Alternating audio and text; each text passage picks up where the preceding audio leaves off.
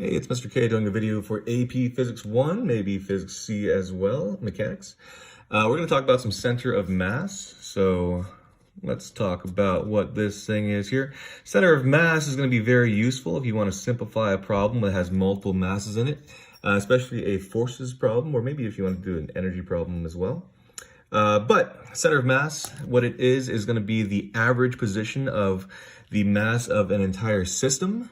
And so if you have maybe a, let's say we have just a point mass here, maybe that point mass is 10 kilograms, then the center of mass for this system would just be right there, wherever that would be. So not incredibly useful, but that's what you're doing. If you have multiple masses, let's say we have another mass that's out here, let's say another one's 10 kilograms, then if we said, hey, we have two masses in our problem, let's find out a center of mass to simplify this problem to make it so that if we do any forces on the system, or if we talk about the energy of a system, we don't need to talk about two things, we need to talk about one. Well, what we would say is, how big and where is the mass? That's more masses that are involved. And so we've got a 10 kilogram mass here. We've got a 10 kilogram mass there. And the average of these two masses, since they're the same size, would be right in the middle. Let's use a different color for that. And I'd say, hey, if I wanted to, I can simplify this problem and say there's 20 kilogram mass that's right here, wherever this position would be. It's right in between these two 10 kilograms. And once I do that, I can get rid of these 10 kilogram masses and just talk about a system of 20 kilograms doing whatever it was doing. Maybe it's moving, maybe it's sitting there, whatever. Okay, so that's going to be a use for center of mass, just to kind of simplify your problem and see what's going on overall. A big rule is if you know about a system of masses, the center of mass for that system, whatever is going on, that should not be changing whatever it's doing. If it has a velocity, if it has none, that velocity should be not changing unless there's a system, a force outside of that system that's going to be pushing or pulling it around. Okay, so things like maybe this coaster, the center of mass for this coaster would be right in the middle. If we look at it from this way, or if we look at it from this way, the center of mass for this coaster would be right in the middle, this right there. And things that have kind of weird shapes, let's say we have my little compass guy here. The compass here, I would expect the center of mass for this compass to be more on this side. We're symmetrical this way, but not symmetrical this way. So I would expect the center of mass to be somewhere over here. So if I were to place my finger underneath it, all right there, then I should be able to balance this entire compass on my finger at that point. There it is. Okay, so a little bit more towards the left, a little bit towards the heavy side. Same thing with a pen. So with a pen, the center of mass for a pen, there are tons of masses here, but just to simplify it, it would probably be right in the middle-ish, right around there. And hold on. Give me about 10 minutes. All right. And so the center of mass for this pen would be somewhere in the middle, probably more towards the heavier, this is the left side because of the ink. Yeah.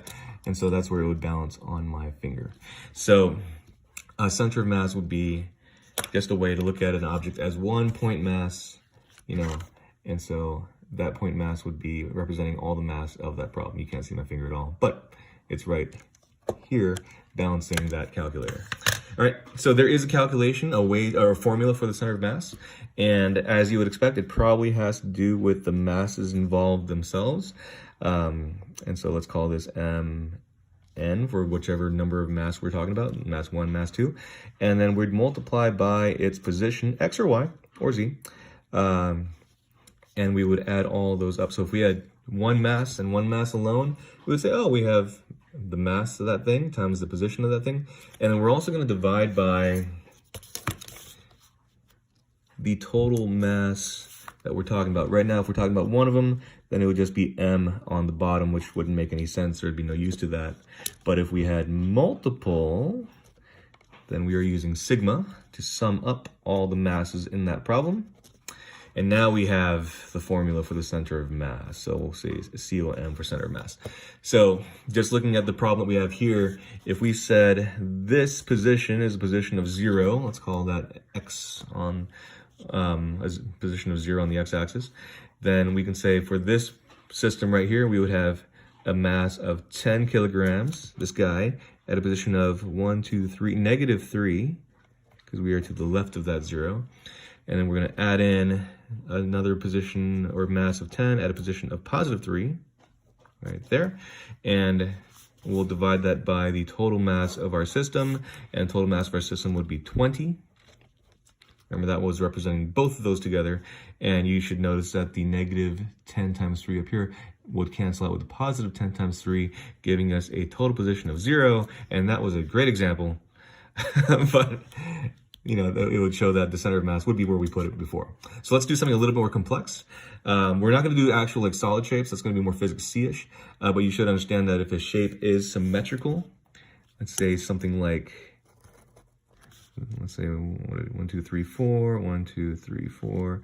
If we had something like a square or a rectangle, or even maybe a triangle, or spheres especially would be useful, or discs, the center of mass would be right in the middle, okay? So a great practical use of this would be like maybe for a waiter.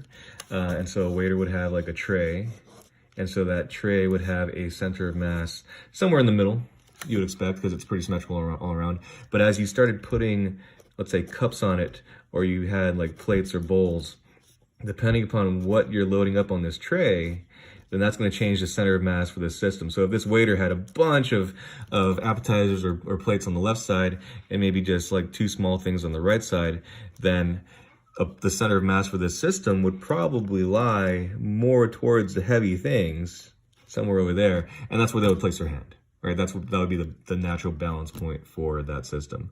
So let's do another example real quick of the center of mass of some particles that might not necessarily be all on the same line. Let's see, we kind of scatter them like this. And let's say this is like a 5 kilogram. We'll make this one a 10 kilogram, and we'll make this one really heavy, like a 50 right here. And let's see, let's make our 0 mark right on this line here. So let's say this is our natural axis. We're just assigning that ourselves. There's no real reason why I'm doing it here, but I'm just choosing that to be a 0, 0. And using our center of mass formula, this guy, we can do this in the X and the Y. Let's go ahead and start with the X. So the X axis for the center of mass, the X position, we would have mass times position. So maybe a 5 times a position of 1, 2, 3, 4, negative 4. And then we'd add in a 10 kilogram, but its position is 0. It's right on that 0 position on the axis. And we have one more, and that's going to be the 50, and it's going to have a lot more weight to it because it's 50, and it's at a position of 2. Okay, so you just add all those up, considering negatives, and then divide by the total masses that you just added up. And we just added up 50, 60, 65 kilograms right there. And these positions could be like meters or centimeters. We didn't really assign that, but we should. So here we are. So just to show you the calculation, we'd have 5 times negative 4, which would be negative 20. And then the middle one doesn't count because it's on the 0 anyways. And we just add 50 times 2, 100 to that. Make sure you hit enter and then divide by the total mass, 65. And so we'd have a position of 1.23. Let's just call them meters, just so we can, for that position of the center of mass. So if I looked at this diagram again, 1.23 would be somewhere right around there. And so I'd say, boom, right there on that blue line, somewhere on that line would be the position, X position of the center of mass. And then, excuse me, if we did it again for the Y, for our Y-axis, I would just take the mass, let's say we start with the 50, and we'll multiply that by 0 because it's on the 0 level of the Y-axis. And we'd add in the 10 right there.